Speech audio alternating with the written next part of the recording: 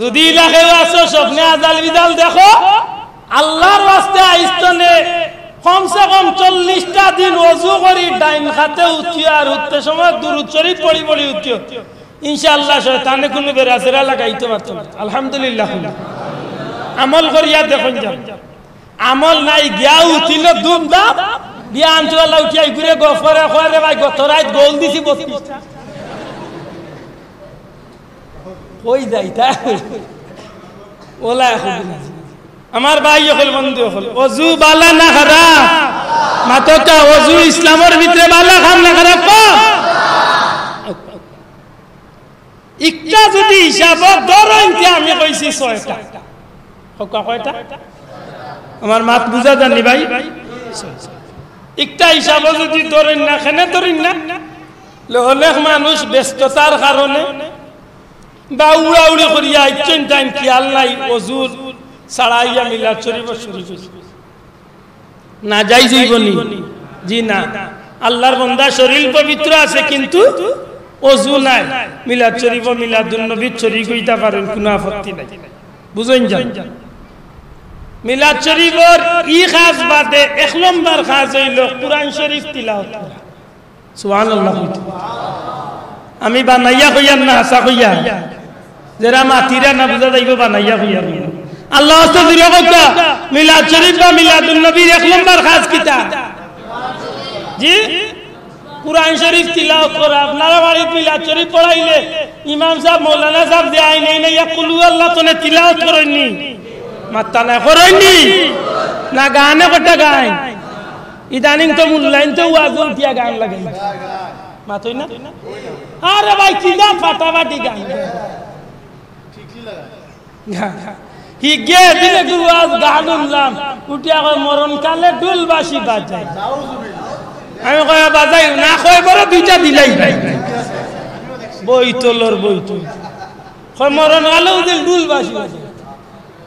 লা হাওলা ওয়ালা কুওয়াতা ইল্লা বিল্লাহ আল্লাহ মাফ করুন ও জাতর বন্ড হল আমরা দেশে আসি আসেনি না না এর বাদে আর আন কিতা কইছে কলিমা কালামর দরকার নাই ওরে তরিকার কি লাগাইছি লা হাওলা আল্লাহ তুমি মাফ করো আমার ভাই হল বন্ধু কুরআন মিলাদুন নবী বা মিলাদ শরীফের 1 নম্বর কাজ হইল কুরআন শরীফের তিলাওয়াত দিরে কোন সুবহানাল্লাহ কুরআন শরীফের তিলাওয়াত বালা না খারাপ যুবক দিরে মাতো বালা না খারাপ নবীজি ফরমাইলেন আফদালুল ইবাদাতি বাদা তিলাওয়াতিল কুরআন 1 নম্বর নফল ইবাদতের মাঝে 1 নম্বর উত্তম কাজ হইল কুরআন শরীফের তিলাওয়াত দিরে কোন সুবহানাল্লাহ কুরআন শরীফের তিলাওয়াত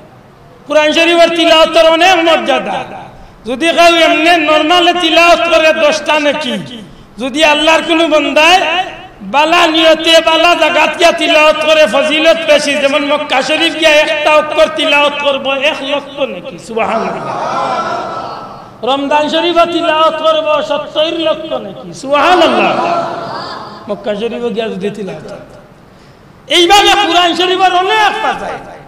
রাসূল করিম সাল্লাল্লাহু আলাইহি ওয়াসাল্লাম রে জিজ্ঞাসা ইয়া রাসূলুল্লাহ দুনিয়ার মধ্যে যত মানুষ আছেন তার মধ্যে সবচেয়ে দামি বা সবচেয়ে উত্তম মানুষ কারা নবীজি উঠিয়া ফরমাইছেন যারা কুরআন শরীফ পড়ে আর যারা কুরআন শরীফ পড়ায় আমি নবী কইলাম এরা হইল দুনিয়ার মধ্যে সবচেয়ে দামি তাইলে মিলাদুন নবী বা মিলাদ শরীফের 1 নম্বর কাম কিতা কুরআন তিলাওয়াত আমি মিছা কইল না জায়গাত আমার একটাই তৈব মিলাদ শরীফ পড়লে আমরা 1 নম্বরে কুরআন শরীফ পড়ি তো কুরআন শরীফ না পারলে 3 বার কুল হু আল্লাহ পড়ি 1 নম্বরে হইল 10টা নেকির মালিক হইবা 10টা গুনাহ হাঁটাইবা আপনার মর্যাদারে আল্লাহ 10 গুণ উপরে দিতে তাইলে আমরা 2 নম্বর যে কাজ করি দুরূদ শরীফ পড়ি বা পড়াই মিলাদ শরীফ মিলাদুন নবীর মাঝে একটা বালা কাম না খারাপ কাম জুরে কইতেইব বালা না খারাপ কেমন বালা বলে বালার কোনো তুলনা নাই কুরআন শরীফ তিলাওয়াত কেমন বালা বলে এই তিলাওয়াতের কোনো তুলনা নাই 3 নম্বর কাজ কিতা ও 3 নম্বর একটু দে জালি আমি লাস্টে আইয়ারি 4 নম্বরটা যাইলাম গেলাম 3 নম্বরটা আমি ফিরিয়ে আইমু 4 নম্বর কাজ কিটা লে ইমাম সাহেব সবরে লিয়া দোয়া করেন মাতুকা সাহেব সবরে লিয়া কিটা করেন দোয়া করেন দোয়া করা খারাপ কাম তো আল্লাহর ওয়াস্তে দূরে হওয়া দোয়া করা ভালো না খারাপ আল্লাহ নিষেধ দিয়েছেন দোয়া করতে কুরআন শরীফ চাইলেও তো দেখা যায় না ভাই খালি দোয়া ربنا ظلمنا انفسنا ربنا آتنا في الدنيا ربنا هب لنا ربنا ولإخواننا الذين ربنا এইভাবে তো খালি দোয়া উত্তর সারা কুরআন শরীফ সুবহানাল্লাহ কইতা না বরং আল্লাহ কুরআন শরীফে আলাদাভাবে তাগিদ দিয়েছেন উদউনি আস্তাজিব লাকুম বান্দা তোমরা আমার কাছে চাও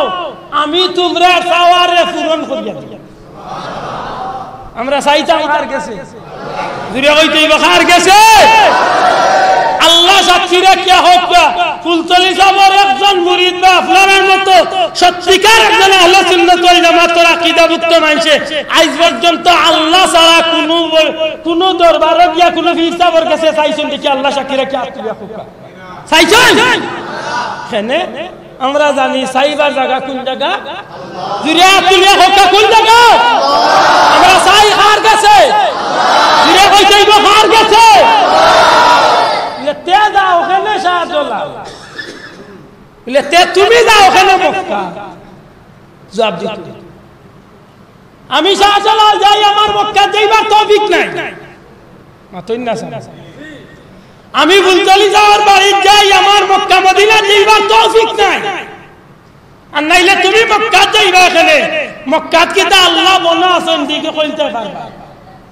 জি না মক্কা তো আল্লাহ বলছেন না মক্কা তো আল্লাহর ঘর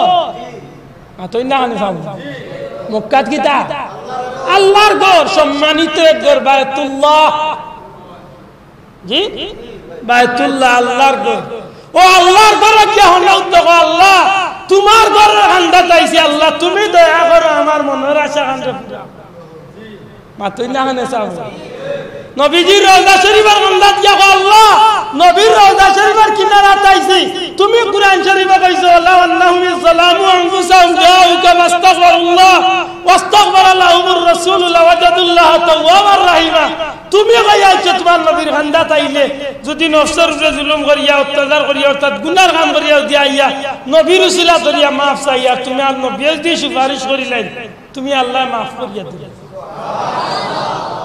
আমার তৌফিক নাই মক্কা মদিনা যাইতাম আমি যাই শাহজালাল সাহেবের দরবার হল গিয়া শাহজালাল রে কইনি যে ও শাহজালাল আমারে maaf করি দিলা মাতরে ও ভাইয়া একদিন গিয়া ফুলতলি যাওয়ার বাড়ি গিয়া কইছনি বিলা ফুলতলি যাবে গো ফুয়া দে কইছনি না আমরা কই আল্লাহ তোমার মকবুল বান্দা তোমার প্রিয় বান্দার খান্দা চাইছি আমার গুনার কারণে হয়তো তুমি আমার দুয়ারে কবুল কররাই না তোমার মায়ার বান্দার খাতিরে তুমি আমার আশা খান্ডে পুরা করে দাও আল্লাহ শুকরিয়া ফুলতলি যা দুনিয়ায় তনে বিধান হওয়ার বাদে এই জমিনে বহুত মানুষ আল্লাহর ওলির দরবারে খান্দা দিয়া আল্লাহর ওলিরে উসিলা লইয়া দোয়া করার কারণে আল্লাহ বহুতর আশারে পুরা করে প্রমাণ নিতে যাইলে আইয়া একেবারে এত দৌড়িয়া বাড়িতে লইয়া গিয়া যে জায়গা প্রমাণ ওখান দেখাইয়া দিয়া আমার কথা বুঝরানি আমার ভাই হল বন্ধু হল দোয়া করা বালা কাম না খারাপ কাম মাইগো মাত্তা নাই বালানি কেমন বালা